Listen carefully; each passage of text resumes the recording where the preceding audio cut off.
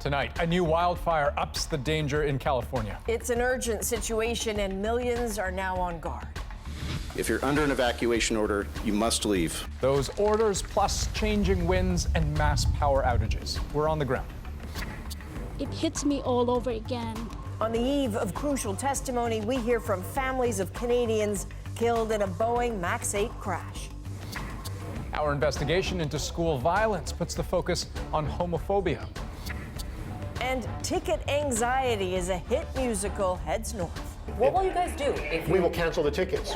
The challenge for Hamilton's Canadian producer: serve the fans, foil the scalpers. This is The National. They were woken up at 3 in the morning to a mass evacuation, fire officials telling thousands more Californians to leave their homes immediately. The latest hotspot in the wildfires near the Getty Center in Los Angeles. That's in Southern California, but the whole dry, windy state is at such high risk right now. About half of it is under a fire watch or warning. Authorities say the raging Northern California fires have already destroyed about 270 square kilometers.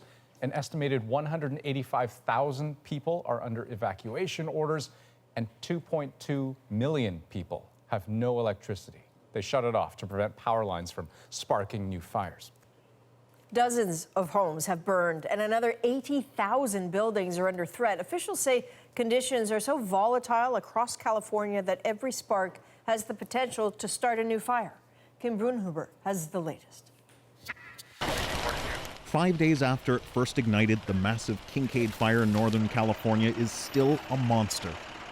The blast furnace winds have spread the fire so quickly, some residents went from seeing the smoke on the horizon to being surrounded by flames in minutes. It was fire on both sides, really high fire, right? And the wind was swirling and all the ashes were going around my car. Over the weekend, firefighters actually lost ground. Containment went from 10% to 5%. You cannot fight this. Please evacuate. If you're under an evacuation order, you must leave. The thousands who have been forced out had little time to pack. We were hesitant to leave, but since we have to leave, so we grabbed the dog and the bird. With fires raging throughout California, the governor has declared an emergency across the state. The latest fire sprung up early this morning near the Los Angeles community of Brentwood,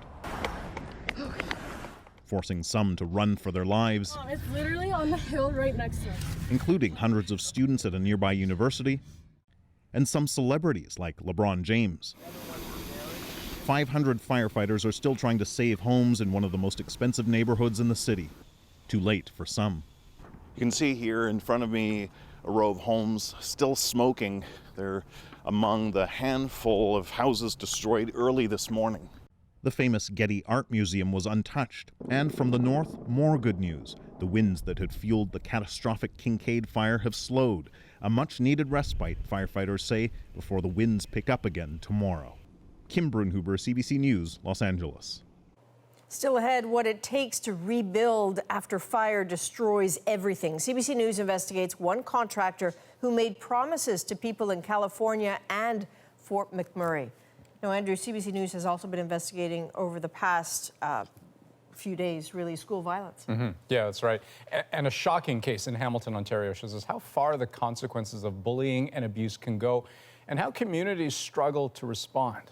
Now, 3 weeks ago, 14-year-old Devin Brachy-Selvey was stabbed to death at his high school. And the answer now from officials is a panel to study and report on bullying. Now, Devin was bullied in the weeks before the attack that took his life, and his mother says the system failed her son. Ellen Morrow has the Hamilton School Board's latest move to address bullying and the parents who wonder if it's enough. 3 weeks later, unimaginable grief is fueling a sense of purpose for Sherry Ann Selvey. No person or no child should ever have to be living in fear. The school, the police, all of us have to come together as one unit. Pushing through her pain, Selvey came to the school board tonight for a meeting spurred by the killing of her 14-year-old son, Devin. What happened to Devin was devastating. That is why we are looking to work with the community, why we are working to strike this panel.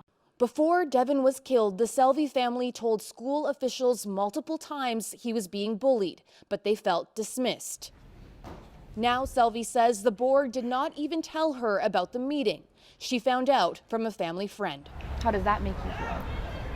Again, it adds to the anger, so then that anger fuels me to just keep going because I have to make change. I have to see change.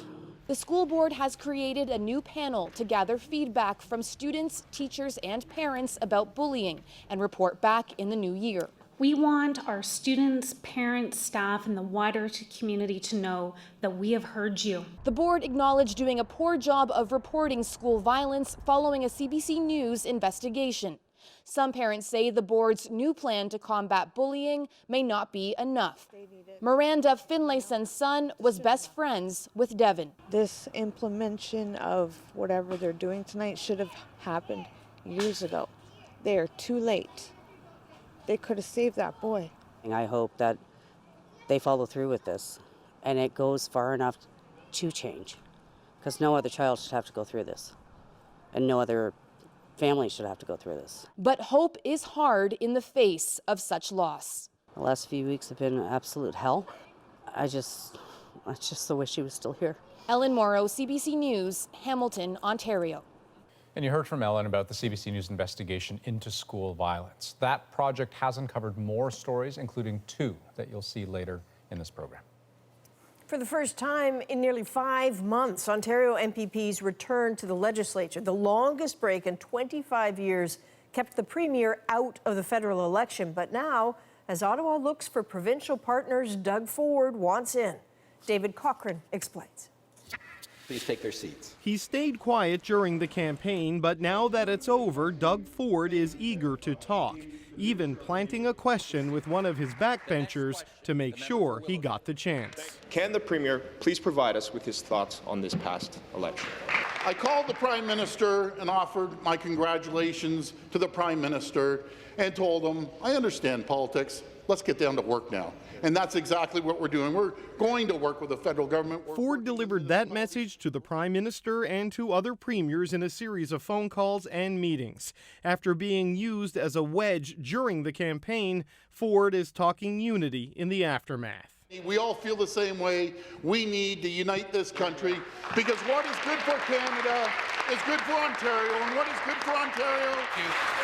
Thank you. So the Battle of Ontario may have ended, but Trudeau's challenges in the West have not. I hope that he'll listen. In the days to come, I'll be appointing a group of prominent Albertans to consult widely on how we can assert our demands for fairness within Canada. It's a long list of demands, but Kenny wants Trudeau to immediately focus on 2. A, get Trans Mountain built as soon as possible. B, repeal Bill C-69, the No More Pipelines law. He'll get no battle from Trudeau over the pipeline. He'll have no luck on repealing C-69. It shows how tenuous things are after an election that left Western oil-producing provinces feeling like they're on the outside, looking in. It's a major issue for Trudeau and his advisors as they plot next steps in private. How to change the staff in the Prime Minister's office to deal with their lack of caucus on the prairies. And how do you make a cabinet when you don't have any seats in 2 key economic provinces? So, David, on that question of how to fill those Western seats in cabinet, what are you hearing? Yeah, this is something the Liberals are really struggling with. And one option that's been floated by people is to appoint senators from Alberta and Saskatchewan to fill this void. But I can tell you tonight, Adrian, that is very unlikely to happen. I spoke with a senior Liberal who says that the current thinking at the top levels of government is to reject that idea. The sense is that in trying to fix the cabinet problem, you create other problems, in particular with the Trudeau agenda of moving to a more independent and nonpartisan Senate. So no final decisions yet. Cabinet swearing in is still about 3 weeks away, but the idea of senators taking a seat at the Trudeau cabinet table, that's a long shot at best. All right, David, thanks very much. You're welcome. The CEO of Boeing is bracing for tough questions tomorrow from a U.S. Senate committee. He'll be grilled about the company's best-selling 737 MAX 8 jet, which has been grounded worldwide after 2 crashes killed 346 people. 1 year ago, a Lion Air jet slammed into the sea off Indonesia. And last week, we heard from investigators that it was caused by a string of failures: human error, inadequate training, and a flawed software system that was designed to keep the plane from stalling. It was the second crash in Ethiopia last March that killed 18 Canadians. And today, Susan Ormiston asked their families what they need to hear from the company's CEO. It's all so fresh, their grief. The Moores buried their only daughter just days ago. Paul Njoroge finally got his family's remains. After 7 months, he took their caskets, 5 of them, to Kenya for burial at a family farm. In Ethiopia, just last week, Clarisse and son David went to the place where they lost Danielle, 24, when the Boeing Max 8 dove into the earth. They traveled home with her to Canada along with other families, still anguished. When they opened the door and I saw my daughter's casket, I could not take it. It hits me all over again. It is March 10th again. Now the families are back to the fight on Capitol Hill with a message for Boeing CEO Dennis Muhlenberg, who testifies tomorrow before a Senate committee. We want the U.S. lawmakers and the CEO of Boeing to know that our families are not just numbers. Pressure to explain why the Max 8 wasn't grounded after the first crash of Lion Air last October. He has to talk us through the decision making between the first crash and the second crash. What were they doing? And to make sure the aircraft is properly recertified when it finally flies again. You know, the FAA and Boeing, they've already used their second chance already. There's no second chances. They have to get it 100% right. This afternoon at the FAA, a group of family members met the deputy administrator, but after an hour they emerged frustrated. Nadia Milleron's daughter, Samia, an American, was killed. Whenever we asked a direct question, they said, well, we can't answer that because of litigation. It's been that way since March, they say. Blocking and waffling. Tomorrow will be the first chance they've had to stand up to Boeing personally and perhaps meet its CEO privately. Susan Ormiston, CBC News, Washington. U.S. officials say Abu Bakr al-Baghdadi was buried at sea after dying in a U.S. raid over the weekend. The ISIS leader may be dead, ISIS territory long since seized, but as Paul Hunter shows us, it is now clear the U.S. is staying in Syria. With more images now of the aftermath of the raid in northwestern Syria, the flattened compound, the twisted debris, the remnants of the last hiding place of the most wanted man on the planet, said Donald Trump today it was a tremendous weekend. We killed ISIS leader al-Baghdadi. Repeating the story his way of Saturday's U.S. Special Forces operation. He's dead. He's dead as a doornail. But even as bystanders sifted through the rubble, questions remain about what next for the U.S. in Syria. The what next is we will continue the mission, and the mission is to ensure the enduring defeat of ISIS in the region. At the Pentagon today, the death of Baghdadi was put forward as a reminder to any and all U.S. enemies. From an operational standpoint, the United States military can strike any target, anywhere, anytime. And even though U.S. troops will now be there, it says, in fewer numbers, having abandoned a stretch of northern Syria on orders from Trump earlier this month, the U.S. underlines some of its soldiers will protect key Syrian oil fields as pushback on any potential ISIS rebound. We don't want them to resurge. They get a lot of their revenues from that. As for the raid itself, the U.S. now says it may release military video taken at the scene as it all played out. Meanwhile, it's sifting through material it gathered on site for insider intel on ISIS and notes it's got prisoners. There were 2 adult males taken off the objective alive, and they're in our custody. Another matter raised at the Pentagon: is it true, as Trump put it yesterday, that Baghdadi was crying and whimpering as he was cornered by U.S. forces? Says the Pentagon could be, in theory, but no one's told them about it. Paul Hunter, CBC News, Washington. Now, there were no human U.S. casualties in the Baghdadi raid, but a Special Forces dog was reportedly injured when the ISIS leader detonated his suicide vest, and its identity remains the subject of intense speculation. The dog is still in theater, returned to duty with its handler. So we're not going to release just yet photos or names of dogs or anything else. It's Protecting a classified his unit. identity. We're protecting the dog's identity. But chief among the dog's admirers is Donald Trump himself. Our canine, as I call it a dog, a beautiful dog, a talented dog, was injured and brought back. And Trump soon posted a photo of that, quote, wonderful dog prominently on his Twitter feed. Trump knows a star when he sees one, and a hero dog is, well, catnip for the public. But he kept the dog's name classified. Maybe with good reason. Know the dog, and you might trace it to its handler and the soldiers in its unit who are still in the field.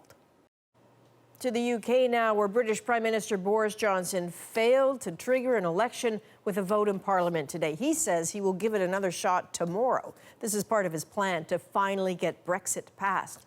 Britain was due to pull out of the European Union on Thursday, but as Margaret Evans explains, this prolonged saga just gets even longer. But across the country, there is a widespread view that this Parliament has run its course. So began the British Prime Minister Boris Johnson's attempt at calling a general election for December 12th. A bid, he said, to break the deadlock over Brexit in Parliament. Order! But to do it without any amendments to his election bill, he needed a two-thirds majority, and he didn't get it. The Labour leader, Jeremy Corbyn, accusing him of trying to force his EU withdrawal bill through Parliament ahead of an election. Mr. Speaker, we have a Prime Minister who will say anything, do anything to get his way. And today he wants an election and his bill. Well, not with our endorsement. Today, the European Union, as expected, eased the pressure a bit by granting the United Kingdom another extension, this one until the end of January, avoiding for now the possibility of Britain crashing out of the bloc on Halloween. Boris Johnson has repeatedly staked his credibility on a pledge to take the United Kingdom out of the European Union by the end of this month. Downing Street's message in the face of failure: blame the British Parliament. Johnson's strategists have clearly made up their minds that the voting population will do just that and change the Parliament's makeup in his favor. He's ahead in opinion polls, at least for now. You know, in 2017, we had a snap election when Theresa May was riding high in the polls, and a lot of people thought she'd be able to increase her majority. But instead, she actually lost her majority and returned a minority government. But clearly undeterred by recent history, Johnson says he'll make another attempt at getting an election bill through Parliament tomorrow. The short days of autumn here, already feeling very long. Margaret Evans, CBC News, London. More news ahead on The National. All these people trying to score tickets to the Toronto tour stop of Hamilton, an American musical. Next, how the Canadian producer is trying to outsmart resellers. And our series on school violence continues. Tonight, the particular difficulty faced by LGBTQ students. Plus, a Parliament tour turned protest. That's how the light gets in. Next, the young climate activists who were banned from Parliament Hill after staging a sudden sit-in. We're back in 2 minutes.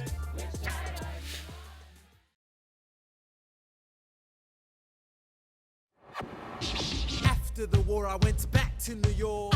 After the war, I went back to New York.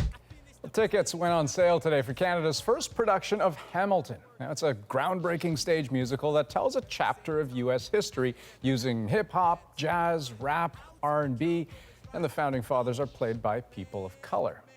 Now, the show has its Toronto debut in February before moving to other cities, and it's a huge deal. Theatre fans have already set a record for demand, and the Canadian producer is determined to keep scalpers out of the mix. Deanna Sumanak-Johnson shows us what that takes.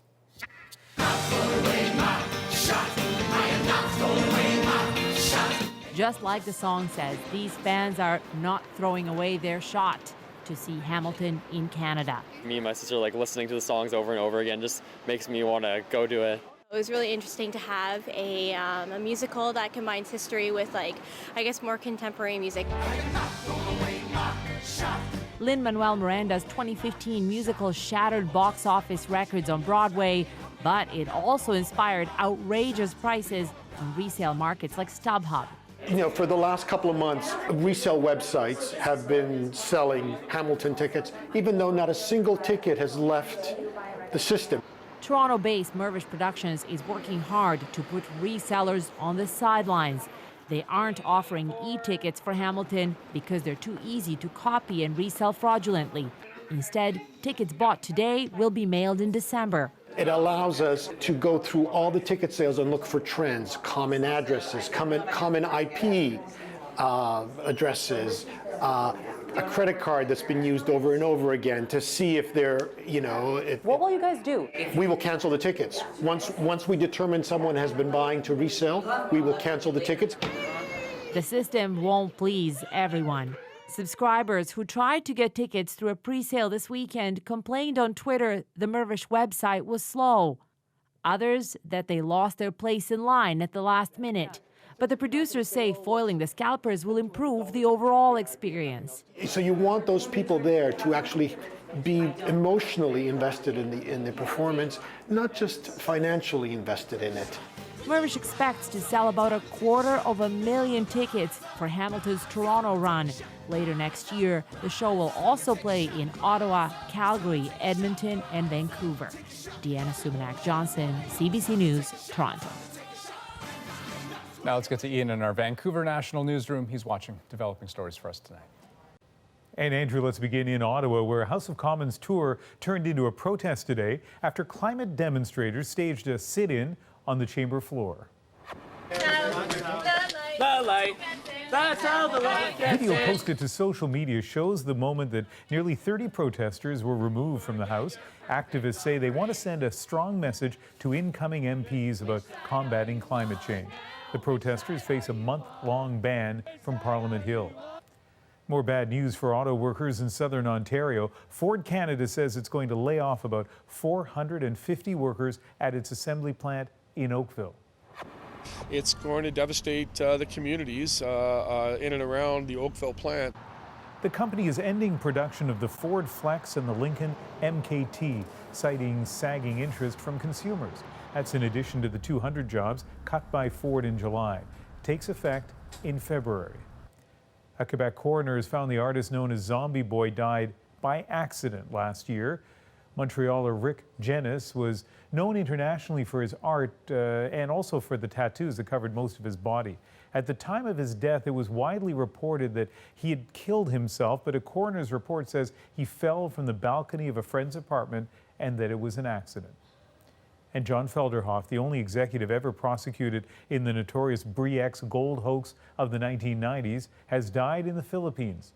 The former geologist of the Calgary-based company was found not guilty of insider trading in 2007. He was accused of selling $84 million worth of stock without disclosing there was virtually no gold at the Bre-X mine in Indonesia. Investors lost about $3 billion. Well, swallowed up by a sinkhole, the stunning video and the story behind it in 20 minutes. Back to you now in Toronto. All right, next on the National, CBC News investigates promises made while rebuilding Fort McMurray. The story of one family's fight with their contractor, and they are not alone. That's next.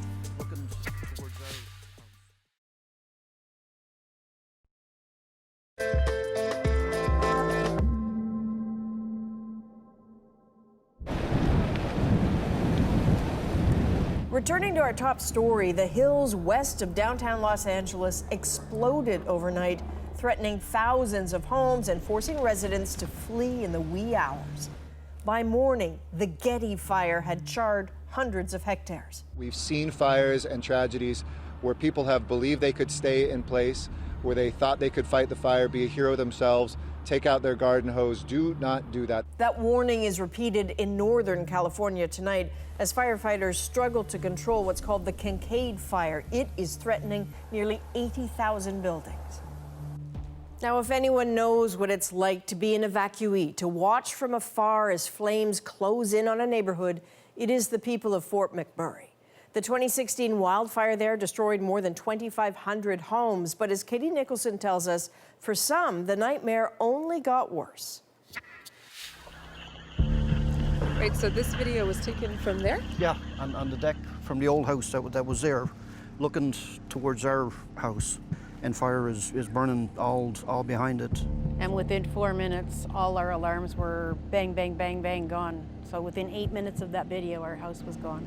Yeah, it was actually on fire. Everything you had to that point in your life is wiped out in an instant, everything.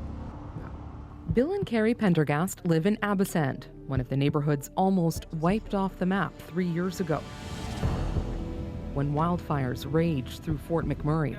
I can feel the heat here. This is insane.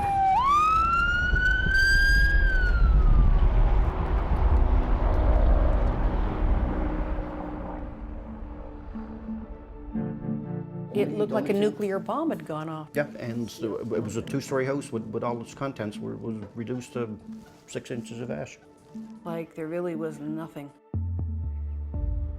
By the time the smoke cleared, nearly 2,600 homes were leveled. Devastated but not defeated, Fort McMurray dug in. For Bill and Carrie, a new nightmare was only beginning. Hi everyone, my name is Kunal Nagpal. It all started when they hired this man to rebuild their lives, Kunal Nagpal. I've been a home builder for the last, give or take 10 years. You met him at the trade show. Mm-hmm. Yep. He was very, very good talker. Yeah. It was like everybody is lost everything, and I'm your new best friend. I'm going to, I'll look after. He's their savior. In glossy brochures, their new savior promised to deliver a custom-built home in 6 to 8 months. Their contract, signed in March of 2017, said it would take 9. Sure, there was a line saying there could be delays beyond the company's control, but still, it was almost too good to be true. Bill and Carrie were desperate, and they believed in him. I said, I would really like to be in by Christmas. It was like, Christmas, Bill, we're going to have a big party at your house for Thanksgiving.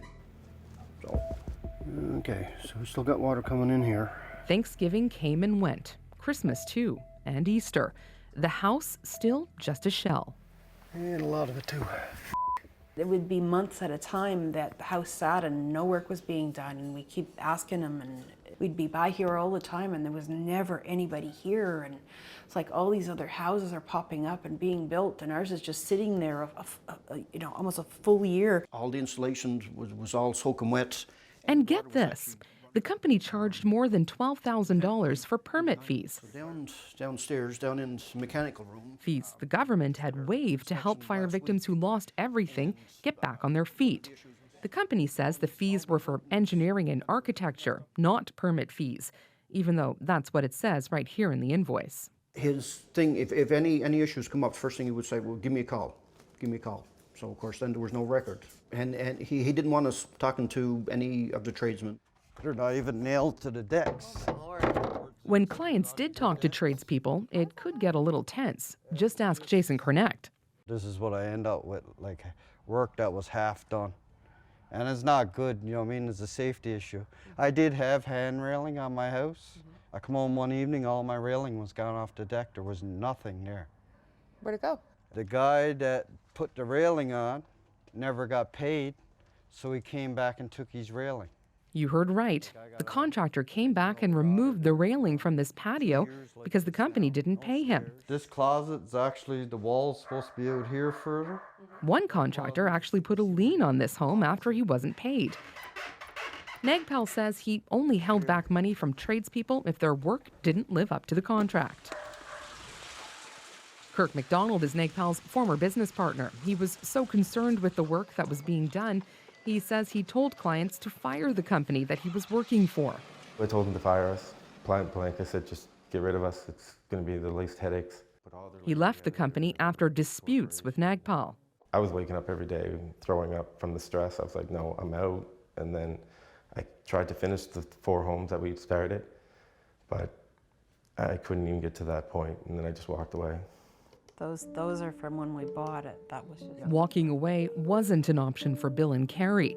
More than a year in and almost $400,000 later, they still didn't have a house. The couple says they were getting a lot of excuses. It was like insult to injury. You know, you you lost everything, and now, yeah, it was just the same thing all over again. And I'm on the second floor now, and everything here is soaking wet. Running out of money, their house only half finished, and being destroyed by the elements, they faced bankruptcy and the prospect of losing everything all over again. Going back after supper, and I stopped in. Might as well get some tickets for tonight and tomorrow night. And then a miracle of sorts. A lotto win changes everything. Yes, in February of 2018, yeah, won $1 million on Lotto 649. $1 million means that right now, it's life-changing. Their first act as millionaires was to fire Bristlecone Homes. We weren't going to be homeless one way or another, and we could also now afford a lawyer, which we couldn't even afford a lawyer before. We didn't know what we were going to do. Our backs were against the wall.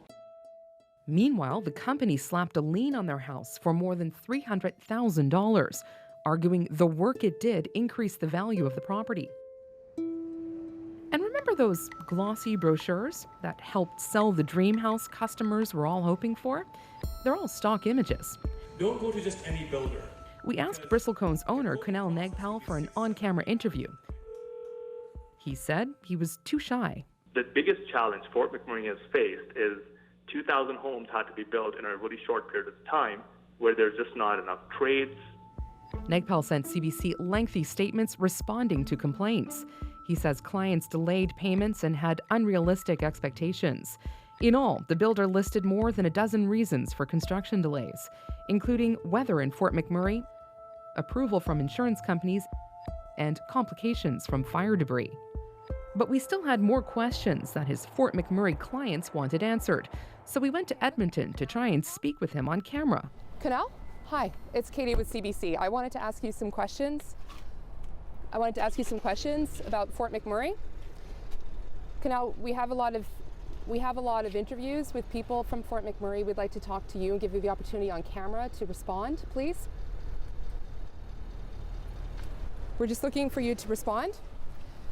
There's a lot of people who have issues with their homes. They're unhappy with the service that you delivered. We'd like to ask you some questions about it, please. Mr. Nagpal? Bristlecone Homes is no longer an approved builder in Alberta. The province has issued one written warning to the company and is investigating 2 other consumer complaints. The company was issued 13 build permits. We tracked down 10 of the homeowners who hired Nagpal and couldn't find any satisfied customers. Another one? Yes. At long last, Bill and Carrie are satisfied. Bolstered by their lotto win, they hired a new company to finish their home and a lawyer to finish their dealings with Bristlecone. Is this going to be okay folded? Yeah. They were the lucky ones. Their nightmare is over. They know when they go on a trip, they will have a home they love waiting for them. Okay, can you close that? A luxury some other Bristlecone clients don't have. Okay, so we're all set. Okay, coat, boots, way to go. One more thing. Love you.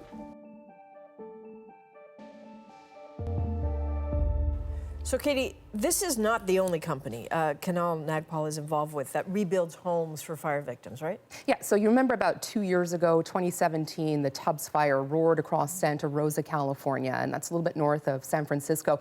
Kunal Nagpal started a company there shortly after that called Emerge Rebuild, specifically to rebuild homes for fire victims. What we've learned is the California Contractors State License Board is now looking into that company and allegations that it's operating without the proper licenses, and another allegation that the company has charged fire victims too much for its services, which is against the law in California. There's very strong laws there to protect consumers, particularly consumers who are the victims of natural disasters. Now, for his part, Nagpal says he's aware of the investigation, but he doesn't think he's done anything offside. And the board tells us it plans on releasing its case to the district attorney's office in November. So we will watch for that for sure. Katie, thanks very much. You're welcome. And next on The National, our series on school violence continues. The particular hardships LGBTQ students face when they go to school. We're back in 2 minutes.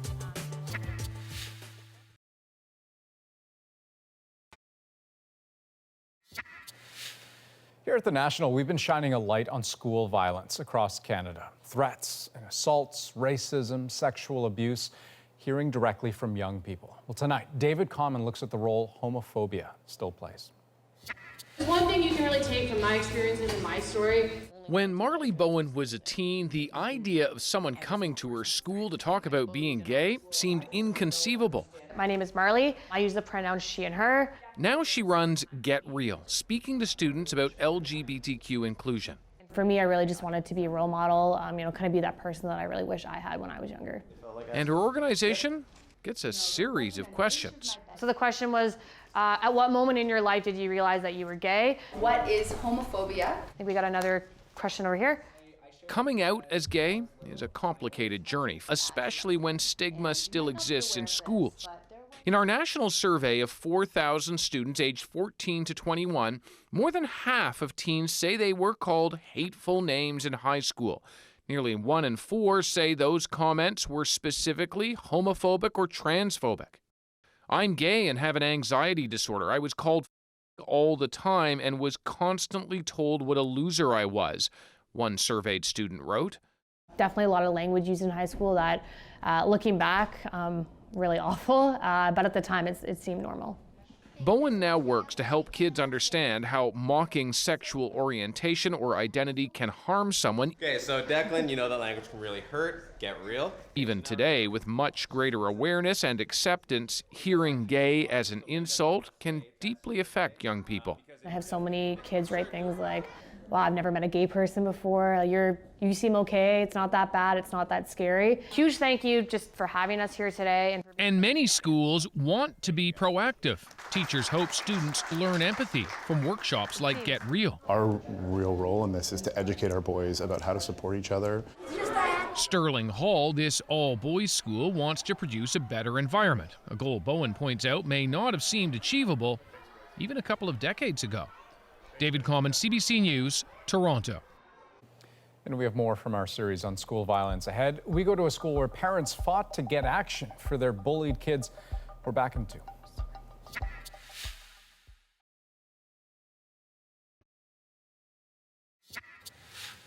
Welcome back to our national newsroom in Vancouver. Thousands of Iraqis resumed anti-government protests today as authorities declared a nighttime curfew in the capital. Demonstrators in Baghdad clashed with security forces who fired tear gas at large crowds. More than 220 have died across the country since October 1st, when people began demanding jobs, an end to corruption, and better public services. An Iowa family is mourning today after a gender reveal party turned deadly. The popular practice has become a colorful way to make a big announcement, but officials say a woman is dead after a family in Iowa tried to set up theirs using an explosion, and that sent debris flying. One of those pieces unfortunately hit the victim and caused death. A 56-year-old woman was pronounced dead at the scene. And some scary moments in Pittsburgh this morning when a bus was trapped by a sinkhole. Well, it's like a movie scene, of course, it is. And nobody's hurt, so everybody's we'll just get it taken care of. But how dramatic. The rear of the bus virtually swallowed up. Another car narrowly escaped, its tires dangling over the edge. The only passenger on board and the driver were fine. Officials are investigating what caused it. Next, our series on school violence continues. Meet the parents who started a petition to get action on bullying. We're back in 2 minutes.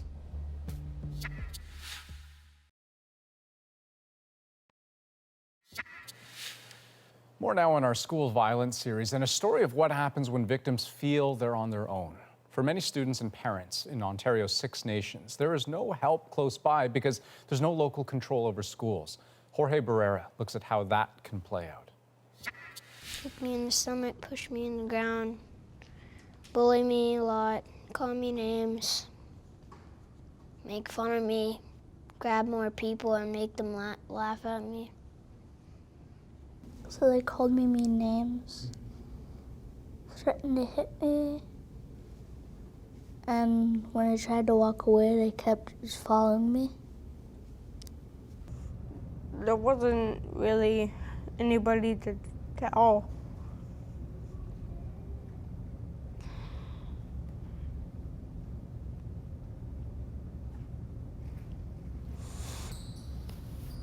These 3 children were all bullied at the same elementary school. It actually breaks me that I didn't see it. Autumn Barnhart is the mother of 9-year-old Kingston. I'm sorry. She complained again and again. I addressed it immediately. And the school forgot. They openly said they forgot to deal with it. And he got hurt again the next day. Amy Paulus is the mother of Colton. I was really disgusted. I was really, I don't even know if I can put words to it. The fact that all these adults were just going to look the other way and allow my 5-year-old to be abused. The parents took their concerns to school officials at Oliver M. Smith Elementary School, but felt they hit a wall. So they circulated a petition that got over 1,000 signatures and sent it to Ottawa. There is no school board for parents to turn to. This school is run by the federal government, just like 4 other schools in 6 nations. Tim Mount Pleasant is the uncle of one of the bullied boys, and he's taken a lead role in pushing for change. Nothing that happens within our schools is governed by our community. So if you want to make a complaint against what's happening in the school, like this complaint, we've had to escalate it all the way to Indigenous Services Canada. Mount Pleasant filed a human rights complaint against the department this past May. The end game, or the end result from this entire endeavor, I think, is to try and give more control over what happens in our schools to our communities. The Oliver M. Smith School referred questions to Indigenous Services Canada, which said that it follows provincial guidelines around bullying, and it also has safe school policies for schools under its control. But for these children, the damage has been done. They still hurt from the bullying they suffered. Sometimes my heart just feels like it just drops and shatters. That's what it feels all the time when I'm lonely. Jorge Barrera, CBC News, 6 Nations. So listen, there's real value in hearing and telling these stories. And I'll say this, the response to our exclusive school violence series, it has been really something. We've received questions, concerns, stories as well. So if you'd like to be part of this conversation, please reach out to us. You can email us at schoolviolence@cbc.ca. And we know there are students who watch this program too. So if you need help, Kids Help Phone counselors are available 24/7 at the number and the social media sites on your screen. And when we come back, explaining politics to a whole new generation. How Nathan McNevin went from being a busy 12-year-old boy to published author. That's next in our moment.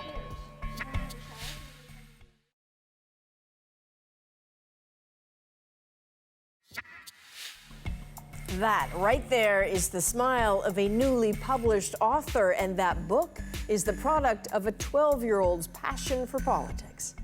Nathan McNevin of PEI was asked to write a story for school, but his teachers, get this, sent that story to the premier, who was so blown away, he helped publish it so Nathan's passion could be shared with others, and that is tonight's moment. We have a speaker who will explain it. Just then, a monkey emerged from the vines. It was Molly, the royal speaker. This new system is called democracy. Every child out there should have a voice.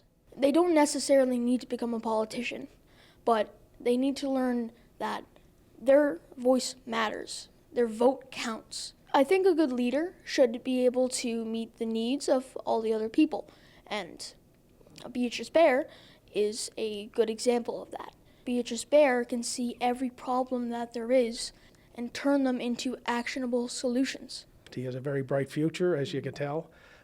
He feels very comfortable in the Premier's chair, probably a little too comfortable. And overall, it's an inspiration to me, I think, in all politicians and all Islanders, that it gives us great hope for what's yet to come. With people saying that it's such a good book, and it just kind of makes me want to write more. So, fun fact about me: once upon a time, How did this become about you? But here's what I'm going to say. I actually thought that I could write a children's book, and I thought, hey, this would be a fun thing to do. I've never done it. This kid's done it at 12, and by all accounts, he did a pretty darn good job about it. That's impressive. And the premier of his province says that he is inspired by the 12-year-old. I think he genuinely is, right? I love precocious, optimistic kids, especially when they're talking about politics. We need more of that. And I guess all the party leaders are going to get a copy of this book. Yeah, absolutely. Pause on the Podium. This is the name of the book. And apparently when Nathan's mom told him he's going to be on the National, he said, that's a little bit past my bedtime. So we're hoping he got some dispensation. Congrats, Nathan. We're pretty sure we're all going to be working for you someday. That is a National for Monday, October 28th. Good night. Good night. Night.